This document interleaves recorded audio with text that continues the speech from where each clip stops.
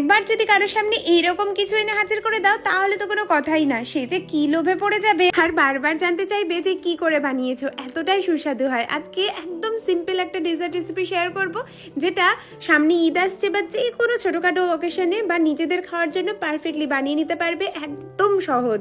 বাদাম নিয়েছি, তোমাদের পছন্দ মতো যে কোনো বাদাম নিতে পারো। এখানে আমি কাজু বাদাম, কাঠবাদাম নিয়েছি, পেস্তা বাদাম থাকলে পেস্তা বাদাম নেবে, আর সিমুই। এখন তো খুব ভালো বাজারে সিমুই পাওয়া যাচ্ছে, তো আমি এখানে একদম পাতলা পাতলা যে সিমুইটা হয়, ভাজা সিমুই, সেটা ইউজ করছি।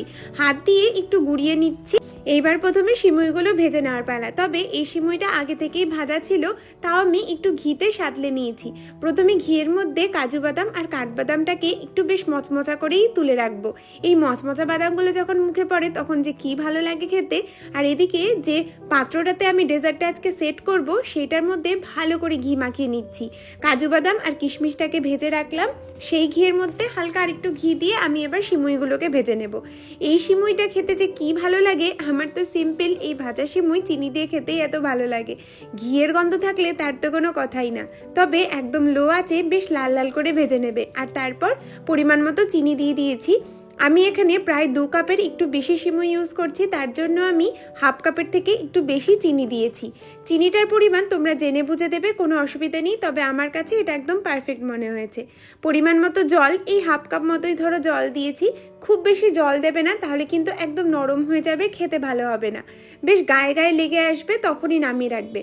দেখবে যখন ফ্রাইং প্যানটা হালকা চিটচিটে ভাব ধরছে তখন নামিয়ে রাখবে, তাহলে সেটটা খুব সুন্দর হবে।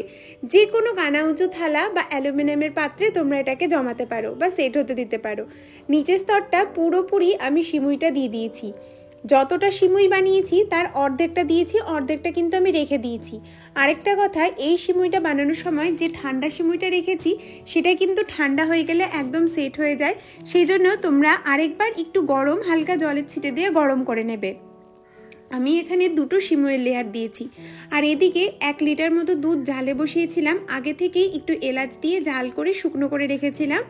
আর গোবিন্দভোগ চাল 2 চামচ মতো ভিজিয়ে রেখেছিলাম সকালে, সেটাকেই মিক্সিং জারে দরদরা করে কুটে নিয়েছি। খুব বেশি মিহি করবে না, একটু দানা দানা রেখে কুটবে, আর একটু দুধ দিয়ে কুটতে পারো, তাহলেও কোনো অসুবিধে নেই। এবার গোবিন্দভোগ চাল বাটাটা দিয়ে দিলাম দুধের মধ্যে, আর একটু কেশর দিয়েছি আগেই। কেশর দেওয়ার জন্য খুব বেশি রং আসেনি, তবে একটু লোভনীয় দেখানোর জন্য আমি হালকা ফুড কালার দুধ এই 2 ফোঁটা মতো ইউজ করেছি, যেটা পুরোপুরি অপশনাল। ব্যাস এইবার আর কি কন্টিনিউ আমাদের এরকম খুন্তি চালিয়ে যেতে হবে, যাতে কোনোভাবেই পায়েসটা নিচে লেগে না যায়। ভালো করে ঘন করে চালিয়ে যাবে। আধ ঘন্টা মতো লেগে যায় এটা হতে, মানে পুরোপুরি দুধটা শুকাতে। তোমাদের ঘনত্বটা দেখায় যে কতটা গাঢ় রাখবে, একদম টান টান গাঢ় রাখবে না, তাহলে তো একদম জমে যাবে। তোমরা ঠিক এইরকম একটা ঘনত্ব রাখবে, দেখবে একদম পারফেক্ট হবে। আর হ্যাঁ, এই যে সিমুয়ের পায়েসটা আমি বানাচ্ছি, এটা কিন্তু সিমুয়ের পায়েস বলবো না কেক বলবো আমার জানা নেই, তবে খেতে দারুণ হয়। আমি এটা নবাবী সিমুই বলেই চিনি, তবে এটা কিন্তু আমার কাছে সিমুইয়ের কেক বলেই পরিচিত। এবার উপর থেকে 1 স্তর আমি পায়েসের দিলাম, আর উপর থেকে আবারও কাজু বাদাম কাঠবাদাম ভেজে রেখেছিলাম সেইটা দিলাম, আর অর্ধেক লেয়ার আবারও দিয়ে দিলাম উপরে সেই সিমুইটা। যেভাবে আমি দেখাচ্ছি ঠিক ওরকম করেই করবে। সিমুইটা কিন্তু সেট হয়ে গেছিলো, তো আমি হালকা একটু জলের ছিটে দিয়ে নরম করে নিয়েছি। আর পায়েসটাও দেখো কতটা ঘন হয়ে এসেছে।